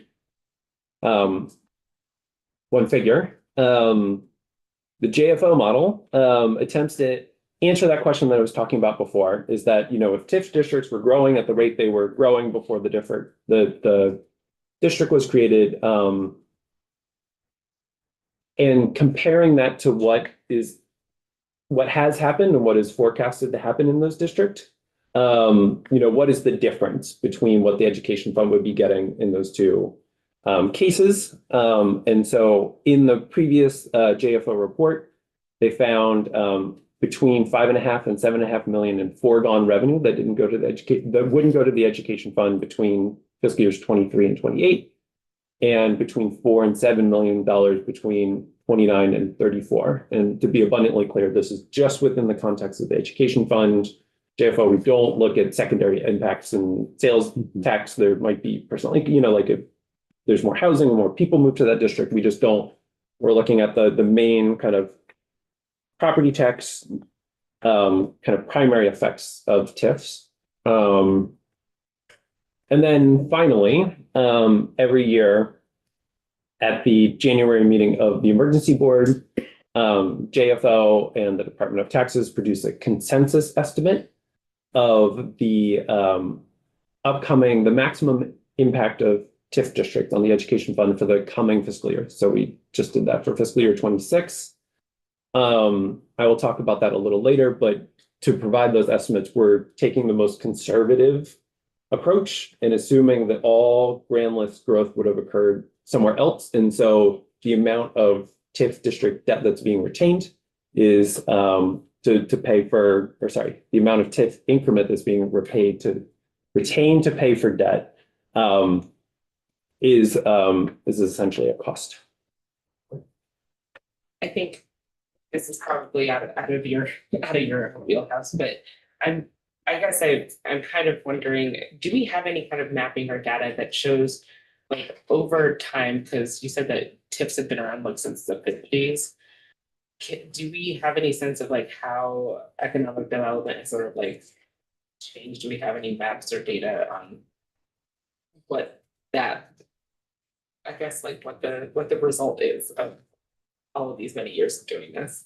Sure. And to be clear, so TIFs started as a concept in California in 19. How long has it been in Vermont? It was, so the statewide component of like TIF in its current form came along with the creation of the statewide education fund. Like there was a municipal program because, before the statewide education fund, individual municipalities could choose to do a TIF, and it was limited to funds within that municipality. I don't know, John, do you know when the municipal program started? I don't know when the meeting did, but the 90s for mindset around Yes, that. And it is important to draw. There is some of the I restrictions. believe that one of the TIF districts in Burlington started in 1996. The difference between the statewide and the municipal, we still have on the books the municipal specific TIF, which is not exactly what we're talking about here. That doesn't have impacts on the ed fund, and municipalities can proceed in this way that's just dealing with municipal taxing, but it doesn't affect the ed fund. But to your second question around mapping, would you be curious in seeing it in terms of size of districts, where they are, how they? Curious to see like where the districts are, how much growth has actually happened like within those districts, if that's had any kind of spillover effect, and if it's sort of a rolling change that can be mapped at all. So in terms of mapping to see visually where TIF districts are, I know I can provide there's a layer on ArcGIS where you can see where the districts are statewide. To the second piece, I would really encourage to see, so VEPSI in their annual reports have a lot of information around what has happened in terms of incremental property growth. They also have projections on what's expected to occur for each district and kind of as a statewide overall program. So a lot of that information, you can find it in the annual report. Unfortunately, there are metrics in the VEPSI report that also look at job creation, which is reported by towns. So yes, they do have quite a few pieces on that, on the economic development indicators you're curious about. We have a GIS mapping software that's available to the public. So it's feed through I don't know specifically who it's through, but there's like a web-based ArcGIS kind of viewer that you can do. And the state has quite a few different layers. You can look at designated areas and downtowns or village centers. You can layer on TIF districts. So I can certainly send that tool around to committees to play around with. I have a lot of fun with it. As do I for Berry City. It just, you can't go outside of Berry City with it.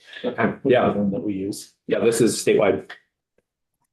We also have some data that we can provide to the committee as well, specifically around Winooski, who just closed their district. And we have a lot of aerial photos that show the before and the after of the TIF district. That'd be great. Thanks, Jessica. Yeah. So let's let Ted get through. You got 13 more slides and I'm gonna eat into your lunch. So I think, let's let Ted get through it. If you have questions, write them down. We'll certainly bring Ted back and Jess back in, John, to continue the discussion when there's going to be a lot more talk about TIFs in the next few weeks. Absolutely, yes. And yes, this is moving into kind of more of the fiscal piece. There are a lot of also kind of process questions, as mentioned earlier, about the nuts and bolts of going from BEPC approval and the criteria they're looking at. So absolutely, a lot of different places to explore through TIF. So we talked a bit about BEPC's information and what's in their annual report. I would say that those using the data that are available for amounts of increment that go to the education fund as an impact statement is more challenging, just because it requires assuming that grand list growth is, if you're using those as impact statements, right? So you're essentially saying that none of the development would have happened without TIF by saying, oh, the 30% of increment that's getting delivered to the education fund wouldn't have happened without TIF. Previous TIF reports have found that there was some level of growth in TIF districts before they were created. There's certainly a range. So then the other piece, JFO created a model to understand a bit more of that background growth piece, and wanted to show and talk about within that model, there are two different ways it can fall. And this is an example on this graph of a TIF district that is the estimated property growth without TIF generates more revenue than what would have gone to the education fund, or that would go to the education fund with this level of property value growth. So JFO, our model is trying to understand, okay, with the level of growth that has occurred and is likely to occur in TIF districts based on the information they send to VEPC, there's a certain amount of growth. The education fund is going to get 30% of that. Does the 30% that goes to the education fund, is that more or less than what would have been sent to the education fund with existing property value growth? In this case, in this figure, existing baseline property value growth is higher than the amount of increment that goes to the education fund. There is a cost and foregone revenue. Districts for which this is the case are likely to have high original taxable values or high counterfactual growth rates. So for high original taxable value, if you have a very large district that has a lot and they would have been growing at 3% a year, 3% that's occurring on a very large base in taxable value adds up quickly. So it's just harder for the amount of the property value growth, 30% of property value growth, to kind of beat that growth rate. We're going esoteric. So on the flip side, there certainly could be cases in the JFO model where the amount of additional revenue, or the amount of that 30% of increment, is going to beat property value growth, counterfactual background growth. This is likely to occur in smaller districts, so with low taxable value and low counterfactual growth rates. So yes, it's easier for 30% of high property value growth to beat what would have been delivered to the education fund. So that's in the JFO model. There's some districts that might represent foregone revenue to the education fund, some that might prove to be a benefit. From the figures I presented earlier, you remember the JFO model showed that on net, there was between 5.5 and 7.5 in the previous report in the near term of foregone revenue per year from the use of tech.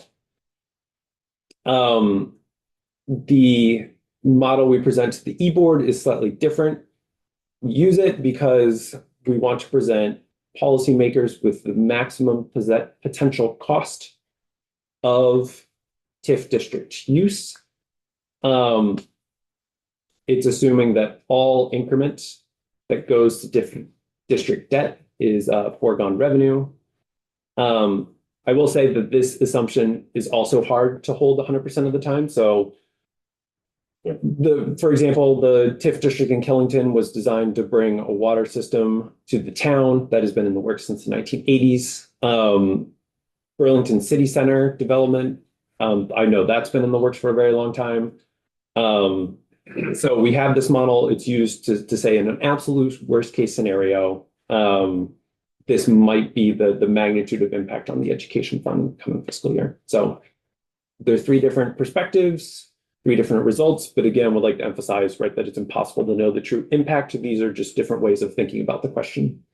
But has JFO ever looked at, I mean, these are all hypotheticals, but at the end of a TIF district, when it's dissolved,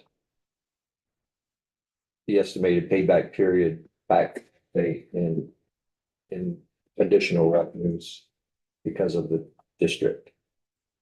I know the previous JFO TIF report has mentioned that that payback period could be long. I think it depends on each individual district and where they fall on, how much in foregone revenue they might have created or whether they're benefit.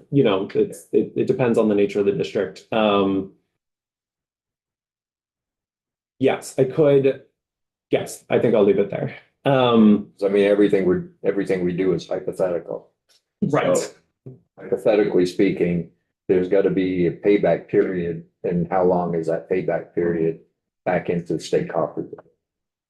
And then a lot of variables in that as well. Exactly, and it would require some level of assumption about, for example, Winooski would be the nearest example of something that just completed, right, and making some assumptions of how Winooski would have grown. And whether you start seeing the growth now, and then we have to assume that they wouldn't have grown as much. Yeah, there's Exactly. a lot. Yep. So broadly speaking, we've made it out of the esoteric weeds. Different ways, as I mentioned, of looking at this counterfactual question delivers different answers. In the JFO model, broadly speaking, this is not always true. While they're in effect, TIF districts represent various amounts of foregone revenue to the education fund. That's not always true, while active and a benefit after the district is retired. So property value growth is more under a TIF than it would have been without the use of it, broadly speaking. The consensus estimate, there is a JFO model. It does provide some estimates of fiscal impacts, but would say that the consensus estimate that we produced with the Department of Taxes and present to the emergency board should be used as the official estimate, as it represents the most conservative one. And so I want to kind of present 2 main questions that I spend a lot of time thinking about when looking into TIF, particularly currently, given our high rates of grand list growth and state of the education fund, and a lot of the policy conversations around land use and development in the state.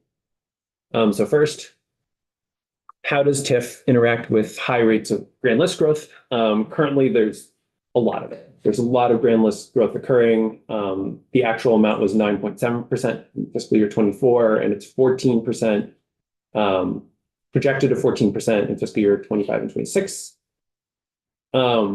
Any newly created TIF district,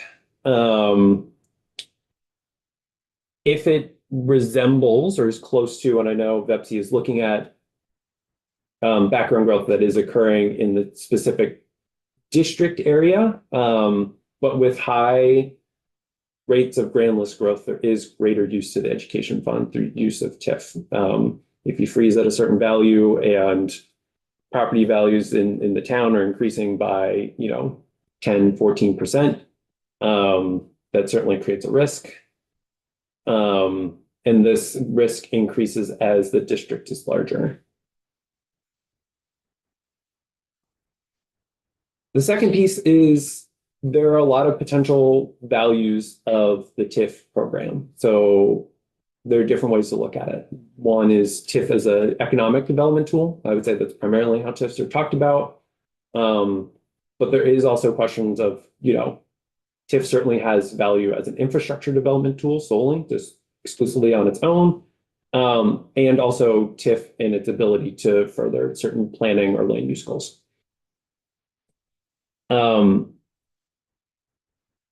So spent some time this summer looking into the evaluation literature or the academic literature that looks at TIF as an economic development tool. The three sources I'm going to present are literature reviews. So this means they're looking at a wide range of studies and trying to draw general conclusions based on what they're seeing in various outcomes. A caveat here is that a lot of this research comes from the Midwest, so may not be directly transferable to Vermont because the Midwest uses TIF much more extensively than we do. Their TIF program is different. There are different statutory criteria. So it may not be directly applicable to Vermont, but these studies were done with some of the rigorous statistical tools that I was talking about, trying to understand what's happening in TIF districts, what's happening outside of TIF districts. And so one of these studies is Merriman 2018. So this is from the Lincoln Institute of Land Policy. And the author investigated 31 studies and found that of those 31 studies, 13 pieces of research found positive results from uses of TIF across a wide variety of outcomes. So employment, retail sales, assessed values in district, kind of economic activity. And so 13 found positive results on those various outcomes. The remainder showed neutral, mixed, negative results. There's a line in there that says, rigorous evaluation literature suggests that TIF has not accomplished the goal of promoting economic development kind of conclusively. They also found that TIFs take growth for surrounding areas. So in an area with the TIF, developer says, there's infrastructure happening in this area, or there's some sort of other reason why in the district it may be attracted to do there. And so the growth it isn't uniquely created, it's just being pulled from nearby areas.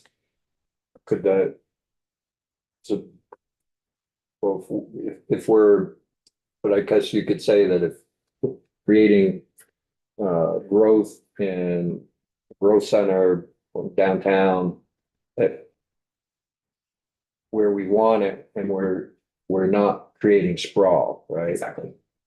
Yeah, there is a benefit. It's not a monetary benefit, but it's a benefit society for the societal benefit for the municipality and for the state, I think, to try to have more compact growth. Exactly. Yes, and I'll talk a bit about that. Another study found that TIFs are more likely to be used in communities that already have higher growth rates. Again, this may not be comparing apples to apples due to statutory requirements in approval and criteria for that approval. They did find that TIFs, and this is kind of common across many different studies, that TIFs did positively increase property values. Property value growth is higher than what would have happened in absence of a TIF. This is kind of similar. So to summarize, on nearly every outcome, TIFs have been fairly well studied. One can find evidence that either supports or rejects usage of TIF. And that's particularly true for economic development outcomes. TIFs, as I mentioned, may increase property values relative to what would have occurred without them. In Vermont, we have to ask whether that increase generates enough incremental revenue to beat that 30%. Does it, or 25%, beat what would have gone to the education fund with the counterfactual growth rate if we're thinking about fiscal effects? And the final piece is that TIFs may pull development from nearby areas, but there may be policy reasons why one might want to encourage that. So it's also worth thinking about TIFs not just as an economic development tool, but as an infrastructure development tool. As I think this is not news to anyone, Vermont municipalities face challenges in developing local infrastructure. There are certainly capacity challenges. There are also just resource challenges. Capacity side, this is from AOA, the agency of administration. More than 100 towns do not have a manager or administrator. Once you start adding many different funding sources to a capital stack, it becomes hard to manage. And there are federal funding opportunities that are designed for communities that are larger than any that are in Vermont. TIFs can play an important role in a project capital stack. So when I say capital stack, I refer to just the sources of funding that are layered to create enough funding to complete some sort of infrastructure project. This is from the town of Killington. Pulling together what I was able to see is that TIF is driving a large share. It's responsible for over 80% of the project funding for this water system.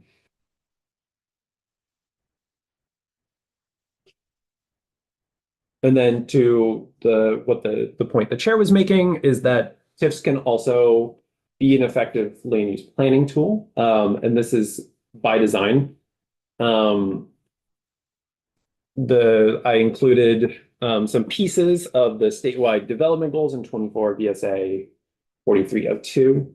And these pieces that I pull have pretty close connections to the location criteria for TIFs that are in 32 VSA 5404A. Development has to be compact, high density, located in or near existing industrial areas.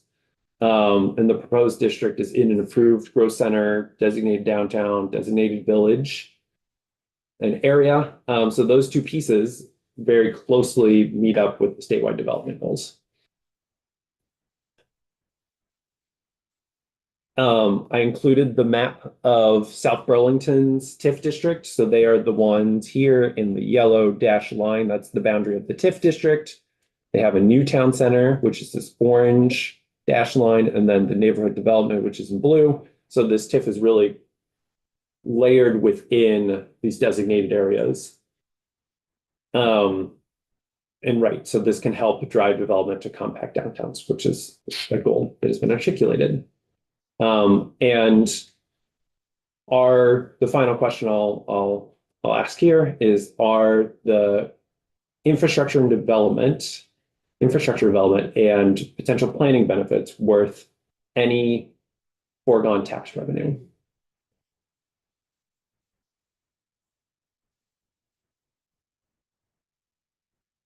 No.